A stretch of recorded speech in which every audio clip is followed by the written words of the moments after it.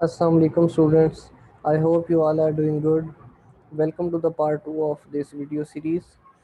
तो इस video series में हम इस कोर्स में जो बेसिक टर्मिनोलॉजीज़ हैं उनको देखेंगे।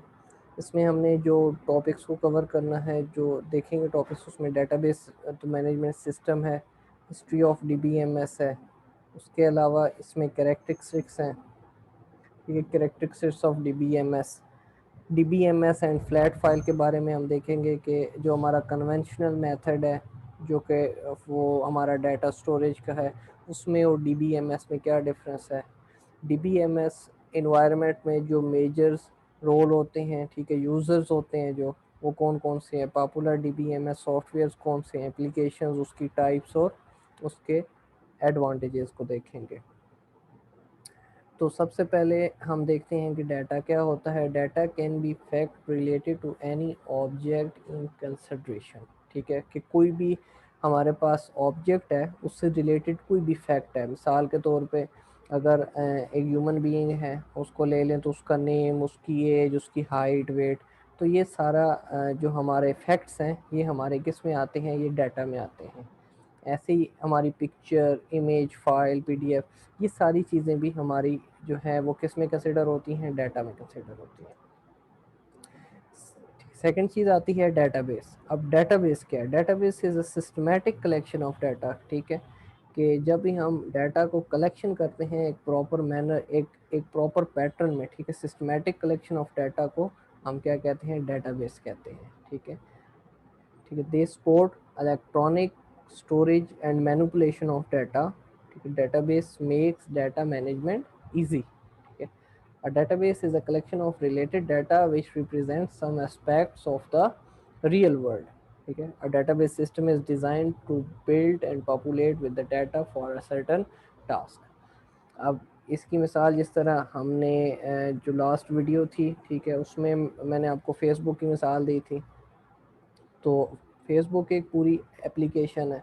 अब जो फ्रंट एंड पे जो भी आपने एक पोस्ट न्यूज़ जनरेट की है, अब वो जो पोस्ट है उससे रेलेवेंट जो डाटा है, मिसाल के तौर पे उसका टाइटल है, और आपने जो इमेज उसमें सेलेक्ट की है, उसके अलावा अगर कोई आपने फाइल अपलोड की है, तो वो सारा डाटा एक प्रॉपर पैटर्न में डेटाबेस में जाके स्टोर होगा। आपको ज़रूरत पड़ने पे आप उसको अपनी रिक्वायरमेंट के मुताबिक रिट्रीव कर सकते हो। तो ये चीज़ हमारी कहलाती है डेटाबेस। उसके बाद नेक्स्ट चीज़ आती है डेटाबेस मैनेजमेंट सिस्टम। डीबीएमएस क्या है? Is a software for storing and retrieving user data while considering appropriate security measures, ठीक है। ये वो सॉफ्टवेयर है जिसके ज़रिए हम डाटा को स्टोर और रिट्रीव कर सकते हैं, ठीक है। अब जिस तरह लास्ट टाइम वो मैंने आपको बताया था कि माई एसक्यूएल है, ठीक है। अब वो एक सॉफ्टवेयर है, माई एसक्यूएल सर्वर है, ठीक है, मोंगो डीबी है, ठीक है। तो ये सारी हमारी डीबीएमएस है, ठीक है। ये हमें हमारा फ्रंट एंड व्यू प्रोवाइड करते हैं, तो यूज़र अपनी रिक्वायरमेंट के मुताबिक अपनी डेटाबेस को डिज़ाइन कर सकता है, उसके साथ इंटरेक्ट कर सकता है with proper parameters. It consist of groups of program which manipulates the database, ठीक है। अब इसमें वो प्रोग्राम्स इन्वॉल्व होते हैं जो कि डेटाबेस की मैनिपुलेशन में रोल प्ले करते हैं। The DBMS accepts the request of data from application and interacts the operating system to provide the specific data, ठीक है। अब जिस तरह लास्ट टाइम मैंने आपको एसक्यूएल के बारे में बताया था, स्ट्रक्चर क्यूरी लैंग्वेज, उसको हम डिटेल में भी पढ़ेंगे। अब वो क्या होता है कि हम एसक्यूएल एक स्ट्रक्चर क्यूरी लैंग्वेज, हम एक क्यूरी जनरेट करते हैं, वो क्यूरी हमारी डीबीएमएस पे हिट करती है, हिट करने के बाद वो क्यूरी एग्जीक्यूट होती है। जब वो एग्जीक्यूट होती है तो वो उस क्यूरी के मुताबिक जो क्यूरी हम एंटर करते हैं, ठीक है, जो हमने फार्मूलेट की होती है, उसके अगेंस्ट हमारे पास एक आउटपुट जनरेट होती है फ्रॉम द डेटाबेस, ठीक है। तो ये जो सारी मैनेजमेंट है, जो इंट्रैक्शन है, ये डीबीएमएस करवा रहा होता है। DBMS allows user to create their own database as per their requirement, ठीक है। अपनी रिक्वायरमेंट के मुताबिक हम डेटाबेस बना सकते हैं, ठीक है। अपने रिलेशनशिप्स, ठीक है, अपनी एंटिटीज़, अपनी हम जो डेटाबेस के टेबल्स हैं उनकी नॉर्मलाइजेशन हम अपनी रिक्वायरमेंट के मुताबिक कर सकते हैं। तो ये जो सारे कंसेप्ट हैं, ये जो सारे ऑपरेशंस हैं, ये जो है परफॉर्म करने के लिए हमें DBMS की ज़रूरत पड़ती है। हिस्ट्री ऑफ DBMS देखें तो ये 1960 से ले हमारे पास जो पहली डेटाबेस थी वो 1960 में जो है वो बनाई गई थी। उसके बाद वक्त के साथ साथ जिस तरह टेक्नोलॉजी एवॉल्व होती गई, हमारे पास DBMS आते गए वक्त के साथ साथ। इसकी कैरेक्टरिस्टिक्स जब हम देखते हैं तो सबसे पहली कैरेक्टरिस्टिक्स आती है provide security and remove redundancy. अब सिक्योरिटी हमारे पास ये टॉप प्रायोरिटी पे है, ठीक है। कोई भी एप्लीकेशन है, ठीक है, तो जो डाटा वहाँ पे स्टोर हो रहा है, अब जिस तरह पाकिस्तान सिटीज़न पोर्टल है या नादरा है, ठीक है। अब अगर हम नादरा का सिस्टम देखें तो हमारा मतलब जितने भी पाकिस्तानीज़ हैं, ठीक है, उनका सारा रिकॉर्ड हमारा जो है नादरा के पास स्टोर होता है, ठीक है।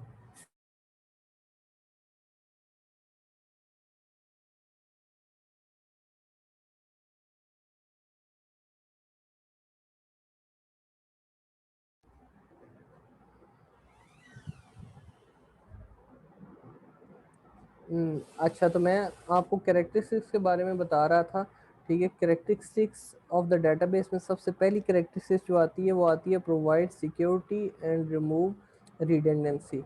अब हमारे पास ये सिक्योरिटी प्रोवाइड करती है, ठीक है, और रिमूव रिडंडेंसी। अब रिडंडेंसी का जो कंसेप्ट है वो ये है कि हमारे पास जो भी रिकॉर्ड्स की डुप्लीकेशन होती है वो ना हो, ठीक है, वो कहलाती है रिडंडेंसी, ठीक है।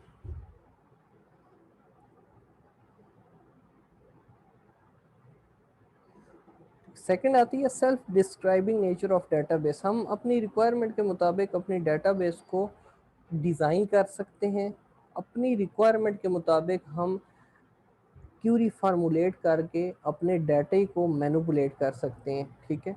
अब ये कंसेप्ट आता है self describing nature of database system.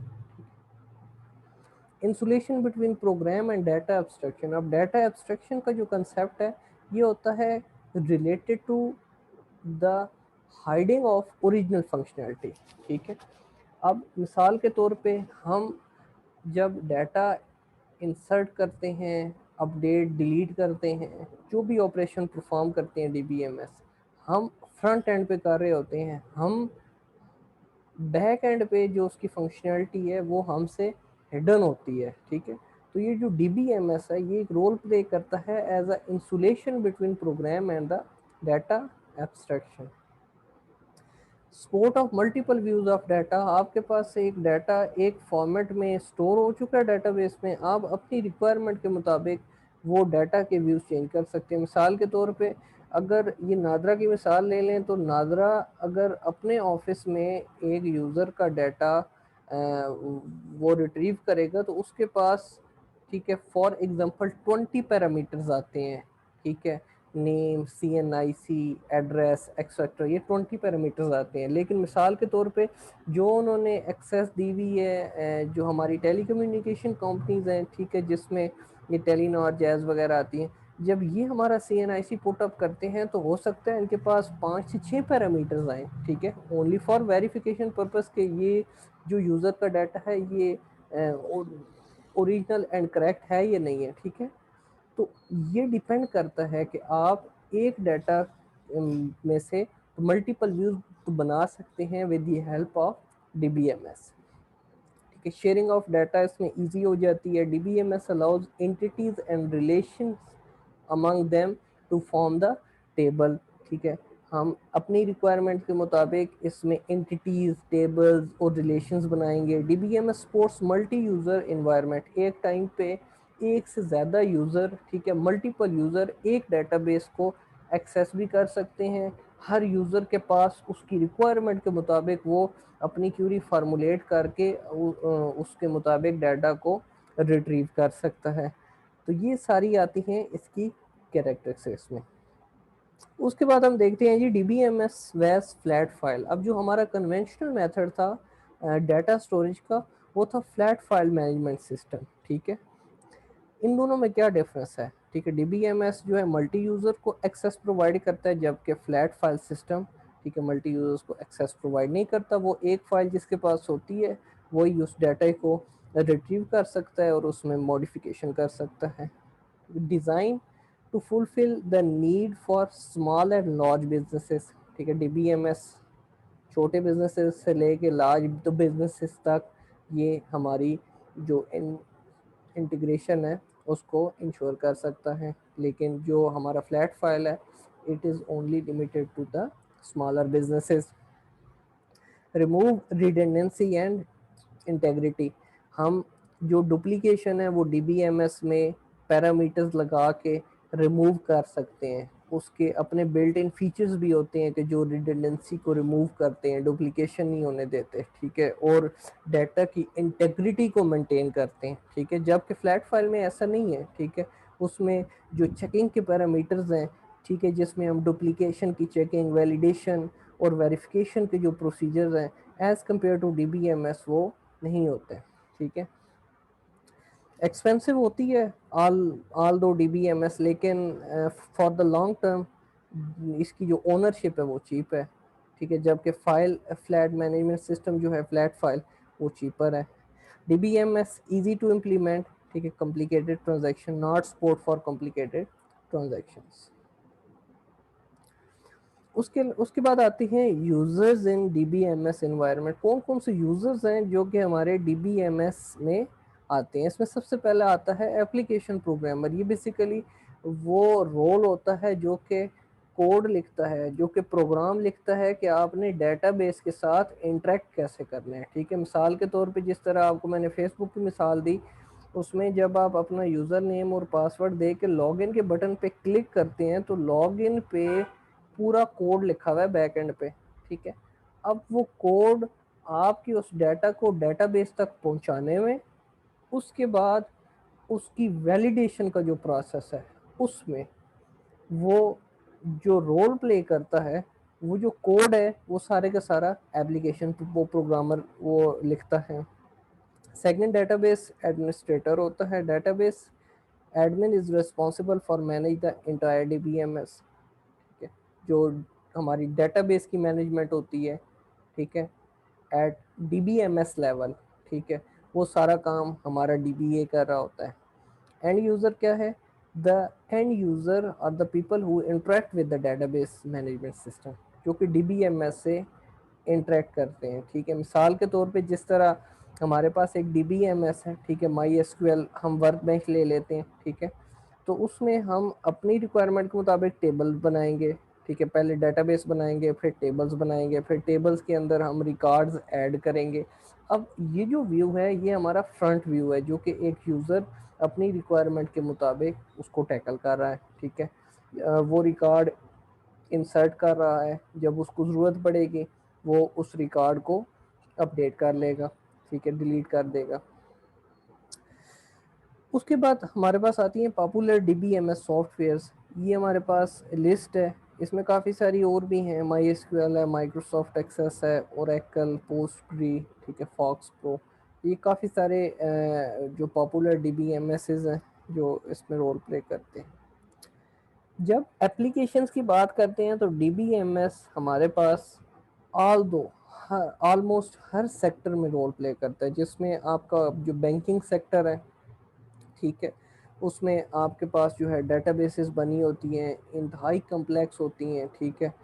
तो उसमें आपके अकाउंट्स की एक्टिविटीज़, आपकी पेमेंट्स, आपकी डिपॉजिट्स, आपके लोन्स, आपके अकाउंट की अदर इंफॉर्मेशंस, ठीक है, वो सारी की सारी जो होती है वो आपकी वहाँ पे जो बैंकिंग की जो बैंक की जो डेटाबेस होती है वहाँ पे स्टोर होती है। इसी तरह एयरलाइंस हैं, उनकी डेटाबेसेस जो है वो सेपरेट होती हैं, ठीक है। आप मिसाल के तौर पे इसकी मिसाल आपको मैं ऐसे दूं कि मिसाल के तौर पे एक आपके पास एयरलाइन है, ठीक है, एमरेट्स है, उसकी डेटाबेस में मिसाल के तौर पे एक फ़्लाइट है जो कि वो 3 बजे वहाँ से निकलनी है, ठीक है, उसका जो डिपार्चर टाइम है वो 3 PM है, ठीक है। अगर उसकी बुकिंग में कुछ सीट्स बाकी हैं, ठीक है, तो वो चीज़ें वो जो सारी जो ऑनलाइन रिजर्वेशन का एक पूरा सिस्टम है, वो सारे का सारा हमारी डेटाबेस मैनेज कर रही होती है कि कितनी सीट्स इस प्लेन में अवेलेबल हैं, कितनी बुक हो चुकी हैं, इसका डिपार्चर टाइम क्या है, ठीक है, अराइवल टाइम क्या है, ठीक है। तो ये जो सारा काम है, ठीक है, इसको इफेक्टिव और एफिशिएंट बनाने के लिए डीबीएमएस यूज़ होता है, ठीक है। जो डीबीएस है वो एक प्रॉपर डेटाबेस डिज़ाइन करते हैं ताकि वो एक एफिशिएंट डेटाबेस को एक प्रॉपर एप्लीकेशन में यूज़ कर सकें। उसके बाद यूनिवर्सिटीज़ में हमारे पास जो MISs होते हैं वो उसमें काम करते हैं। टेलीकम्युनिकेशन कंपनीज़ हमारी सारा जो रिकॉर्ड्स हैं, ठीक है, वो हमारी उनकी डेटाबेस में स्टोर हो रहा होता है। फाइनेंसिंग की एप्लीकेशंस हैं, ठीक है। उसके बाद सेल्स की एप्लीकेशंस हैं, मैन्युफैक्चरिंग सेक्टर है, ठीक है। सारे का सारा इन्वेंट्री का, स्टॉक्स का, सेल्स का, परचेज़ का, सारे का सारा जो रिकॉर्ड है वो डेटाबेस में स्टोर हो रहा होता है। HR मैनेजमेंट में ह्यूमन रिसोर्स की मैनेजमेंट है, ठीक है, कंपनीज हैं, एम्प्लॉयज़ हैं उनके थाउजेंड्स में, ठीक है। तो उन सब का रिकॉर्ड, उनकी सैलरीज, उनके जो जो बाकी रिकॉर्ड है, वो सारे का सारा आपका DBMS में एक डेटाबेस में एक प्रॉपर फॉर्मेट में स्टोर हो रहा होता है। तो ये सारा जो प्रोसीजर है, ये करने के लिए हमारे पास जो एप्लीकेशंस होती हैं वो इसमें काफ़ी सारी हैं, जिसमें MySQL है, ठीक है। उसके अलावा हमारा SQL सर्वर है, ठीक है।